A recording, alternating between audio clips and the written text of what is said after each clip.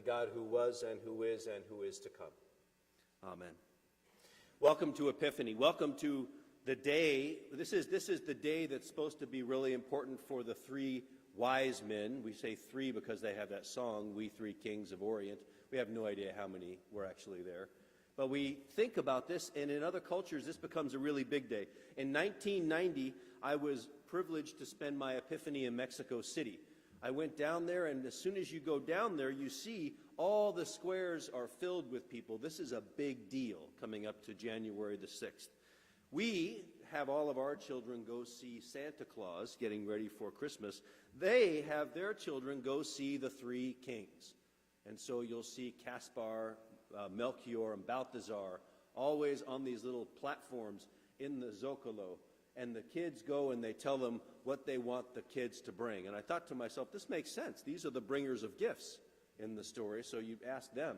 I mean, they seem to have a plentiful store of gold and frankincense and myrrh. Maybe they would have, G.I. Joe with the Kung Fu grip. So I'm going to go ask these guys for that. And you tell them what a good little boy or girl you've been over this time. Then you get your picture taken, and that's how that goes. Then everyone goes back home on last night, Epiphany Eve, and you all have this. Have anyone ever had this cake? Yeah, a rosco? Yeah? So you cut this cake into as many pieces as there are people there, and inside one of the little pieces, there will be a plastic baked-in baby Jesus. And if you got that, then that means it is your honor to provide the tamales at Candelaria, which is on February 2nd. So that's how that goes. So that's what's happening in that part of the world. Has anyone ever marked their door with chalk? Anyone ever chalked their door? Because this is the day you do that. It's an ancient symbol. You take the year, this is 2018, and you write 20, then you put a cross, then you put C, cross, M, cross, B, cross, and then the last year. So it would be 20 CMB 19 for this year. And you write that chalk over your door, and it means, one way of saying it is Caspar, Melchior, and Balthazar, the names that are not in the Bible, sort of legendarily given to these wise people who showed up from the East. Another way of looking at it is in the Latin, Christus Mansione Benedicta, which means, may Christ bless this house. May Christ bless this house. So you write it up there in chalk as a way of an act of devotion and prayer to ask God to bless your house, to send to you strangers who might come and bring their gifts, people for whom you could provide hospitality, and their presence in your house makes your life more full and complete. Epiphany imagines that who we are supposed to become is dependent on people we don't yet know, strangers coming into our land and into our home. We go back to the original story, the one that I just read. We have this encounter between these wise people and King Herod. And I want to start with just looking at what is both the problem and the opportunity here. A new thing is about to come into the world. They come and they say, tell us where this new king of the Jews is being born. But the problem is they're talking to the present king of the Jews. And he has this experience. He's afraid. And it says, and all Jerusalem with him. When something new is coming into the world, when an old world order is going away and something is being born, oftentimes we have this option. We can be troubled. We can become afraid. We can wish for things to be like it was in the past. Can't we just go back to whenever you want to define as the good old days? If we could just have it like it was back then it'd be perfect, right? Except that's not the way life works. And the other thing that comes up with that and what's happening for Herod is that he's struggling with his ego. He's afraid, and he's now going to eventually act on behalf of what his ego. And whenever we have ego contests, nobody wins. Right? It's just the nature of it. Ego in some ways, I like the way that Father Rohr talks about that instead of saying that there's this dichotomy in Paul's letters between flesh and the spirit, he says a better translation is ego and the spirit. Always at war within me is the spirit that is inclusive and expansive, that wants to see us all as one giant family, and I have responsibility with and to you as my brother or sister, and my ego, which says, how am I looking? Am I being respected? Am I the person who's in charge? And then he goes on to say that whenever we start to defend that ego, we're in trouble. Deepak Chopra says that it is the ego that wants to control and is sustained by power because it lives in fear.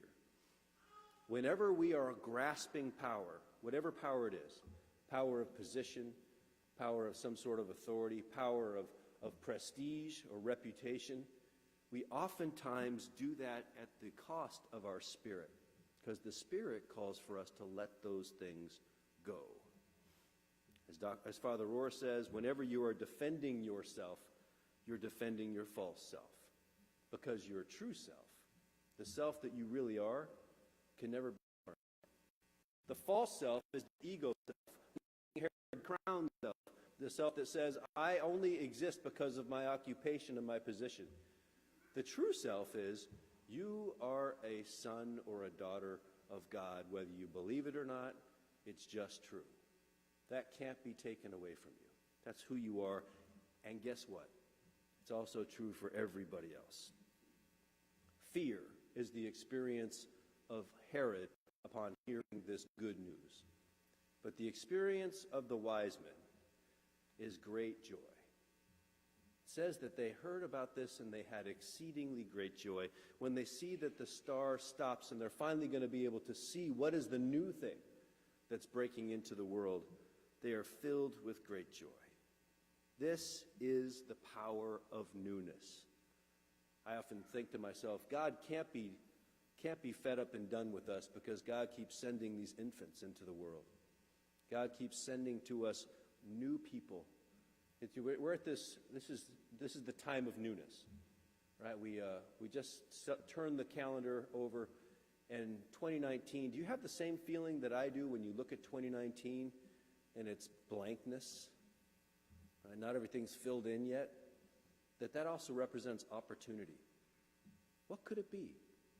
What could this year bring for us as individuals and as families, as a church, as a nation? You know, we have new people who are just sworn in as leaders. We have new students who are getting ready to come back to class and starting new projects.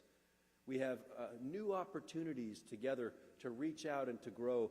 That's why we set resolutions, which, by the way, I was telling the class, I prefer intentions to resolutions. Because resolutions, once you don't do them, then you kind of just give up. Well, I resolved and I didn't do it, so that's over.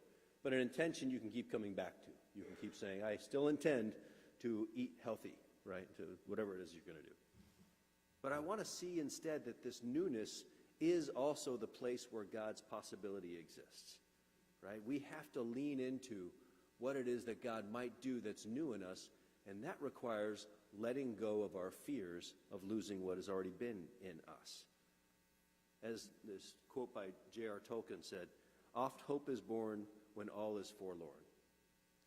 These wise people go to this backwater place, Bethlehem, and they find this poor family, and in them they see the hope, and they offer their gifts of gold, frankincense, and myrrh. I was reading the Holden Village newsletter that just came out, and in it you had a quote, one of the directors there was talking about where the teachers all get around and they introduce themselves, and Dr. Hal Tossig, he said this. He said, hi, my name is Dr. Hal Tossig, and I like when things fall apart. And then they went on to the next person, and they said, hi, my name is whatever. And Peg, who's the director, she said, when it got to her, she said, I want to go back to Hal. What do you mean by that, you like when things fall apart? And he said this. He said, when things fall apart, there's the opportunity for something new to be born. Systems have to break before a new system can come in. People have to be able to let go of position before new people can take position. These sort of things. So when when systems begin to fall apart, sometimes that is God's Spirit working through to bring in and to usher in the new. Doesn't this, in some ways, exactly feel like our time? That we have confusion, and we have tension, and we have enmity between folks. We're polarized, we're pulled, we're trying to figure out our way forward. But what if these are birth pains? What if instead this is a necessary season of challenge because something new is going to be born right now, in our time, if we have the eyes to see it? When that happens, when we feel disoriented and bewildered, we have the way of Herod. We can go the power grab. I'm going to make sure that regardless of what, my people are going to win, and we're going to take as much power as we possibly can. And if we do that, then we're going to be able to control the future. But we see what happens to Herod. We only know Herod's name because of his connection to this baby born in Bethlehem. Or we could go the way of the Magi, which is to go and to welcome the new. I don't know what's going on in your life. I barely know what's going on in my life. But I can tell you this. I welcome the new. I welcome what this next year has in store for us. I'm open to God's revelation to what might be born right here, right in our presence. And then we can look back again to these wise people, and we can do what they do. We can bring gold and frankincense and myrrh. Gold is representative of our treasure, frankincense our devotion, and myrrh, because it's used as an embalming spice, our very mortal lives. In other words, gold, frankincense, and myrrh echoes back to Deuteronomy 6 in the great Shema. What do we owe God? To love God with all our heart and soul and mind and strength. And then in Leviticus, Jesus reminds us, and to love our neighbor as ourselves. This is our call to give our lives in support of God's plan, to open ourselves to the new day, the new year, the new whatever is coming into our lives, to embrace it, and to do so welcoming it with our whole selves. This is true wisdom, and it leads us to a new place. Amen.